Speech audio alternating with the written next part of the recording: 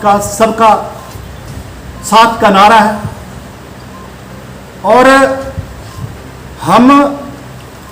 हमें खुशी है कि आज़ादी के 75वें अमृत महोत्सव पर देश की एक जनजातीय आदिवासी महिला को जो है वो राष्ट्रपति पद पर आसीन किया गया। लेकिन दूसरी ओर देखा जाए तो आज़ादी के इस अमृत महोत्सव के उपलक्ष्य में गुजरात सरकार ने जो अल्पसंख्यक समुदाय से संबंधित बल्कीस बानो जो गर्भवती थी और उसके साथ तो हैवानियत और दुष्कर्म किया ही क्या, उसकी बेटियों के साथ भी दुष्कर्म करके उनकी बेटियों को भी मौत के घाट उतार दिया गया। और बड़े अफसोस की बात है कि आज़ादी के इस अमृत महोत्सव में वो जो 11 दरिंदे दुष्कर्म करने वाले थे उसको सरकार द्वारा छोड़ा गया और भाजपा के कार्यकर्ता लोग जो हैं उनको हार पहनाकर मिठाइयाँ खिलाकर उन्हें सम्मानित कर रहे हैं। बहुत अफसोस की बात है। इस तरह की जो देश में इस तरह के कृत्य और ये असभ्य कार्य हैं। मैं पूछना चाहूँगा क्या प्रधानमंत्री जी इस पर कुछ बोलेंगे? क्या हमारे माननीय मुख्यमंत्री जी इस पर कुछ बोलेंगे?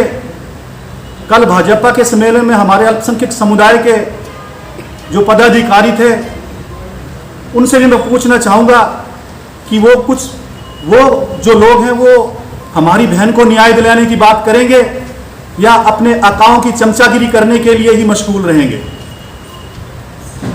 जहाँ तक हिमाचल प्रदेश वक्फ बोर्ड की बात है, आप सभी जानते होंगे कि आज से ठीक 4 साल पहले हिमाचल प्रदेश वक्फ बोर्ड के प्रदेश अध्यक्ष राजवली जी ने चंबा बचत भवन से ही मुख्यमंत्री अल्पसंख्यक कल्याण योजना की शुभारंभ जो है माननीय मुख्यमंत्री के कर कमलों द्वारा करवाया था।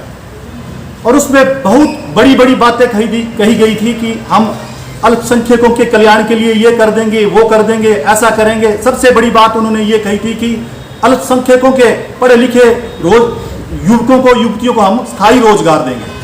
दूसरी बात उन्होंने ये कही थी कि जो अल्पसंख्यकों की माइनॉरिटीज की जो बेटियों की शादी होगी, गरीब बेटियों की शादी आएगा। और जो अल्पसंख्यक समुदाय के जो गरीब बेचारे बेसहारा लोग जो जिन्हें रेफर किया जाता है बाहर उपचार के लिए, उनकी जो है उपचार के लिए भी 5-5 हज़ार या इससे बड़ी राशि जो है वो प्रदान की जाएगी। मैं वक्फ बोर्ड के चेयरमैन राजवली से पूछना चाहता हूँ, वो श्वेत पत्र जारी करके ये बतलाएं कि हिमाचल प्रदेश के अंदर कितने लोगों को जो है, कितने अभ्यर्थियों को जो है वो ये ग्रांट जो है 25-25 हज़ार की, 5-5 हज़ार की।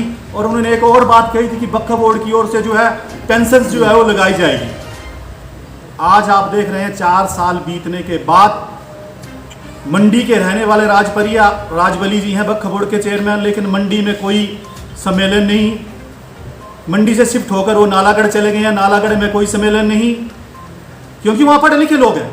उस शिमला में कोई सम्मेलन नहीं। सिर्फ अपनी राजनीतिक रोटियां सेकने के लिए जो उन्हें नेशनल राष्ट्रीय स्तर पर प्रोग्राम मिलते हैं। चंबा एक भोला भाला सीधी सादा माइनॉरिटी तबके का जो है एक क्षेत्र है, यहाँ पर आकर वो अपनी रोटियां सेकते हैं। और अभी एक बड़ी हास्यास्पद बात उन्होंने जो है साहू में जाकर जो की, ग्रांट इन एड, एक जो वक्फ बोर्ड की प्रॉपर्टी का किराया आता है उस किराए के तहत जो है लोगों का बेवकूफ़ बनाने के लिए लगभग 7 लड़कियों को जो है सिलाई अध्यापिकाओं की जो एक चिट्ठी, एक लेटर दी गई और उसमें कहा गया, उसमें हमारे माननीय विधायक पवन नैयर जी भी कह रहे थे कि ये स्थायी रोजगार दिया जा रहा है, स्थायी रोजगार दिया जा रहा है। मैं आपसे पूछना चाहता हूं कि क्या एप्लीकेशन के एक मल्टीटास्क वर्कर या जल शक्ति विभाग में कोई रिक्रूटमेंट होती है, आपने देखा होगा 4000 की रिक्रूटमेंट होती है तो उसमें प्रॉपर तरीके से कमेटी का गठन होता है, इंटरव्यू की प्रक्रिया होती है, तो उसको एक स्थायी रोजगार समझा जाता है।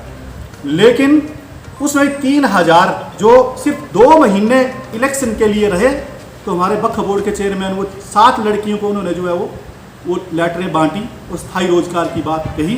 स्थायी रोजगार की बात जो है सरासर झूठ है। हम डिस्ट्रिक्ट इंडस्ट्री कॉरपोरेशन जो है साथ में जो है वो ऑलरेडी जो है वो प्रशिक्षण दे रही है और सीखने वालों को मशीनें भी दे रही है और स्टाइफन भी दे रही है। तो इस तरह का मेरे को लगता है कि हमने वक्फ बोर्ड में, जो पिछली बार हम वक्फ बोर्ड में थे, वक्फ बोर्ड में हमने कब्रिस्तानों की जगह भूमि की बात की। वक्फ बोर्ड में हम ये नहीं कि मुस्लिम समुदाय के लोग बालूगंज में हमारी जगह पड़ी हुई शिमला में, हम चाहते थे कि बहुत सा अच्छा एक गेस्ट हाउस जो है वक्फ बोर्ड की ओर से बनाया जाए ताकि सभी को आने जाने वालों को एक रहने की सुविधा हो, चंबा वालों को भी सुविधा हो।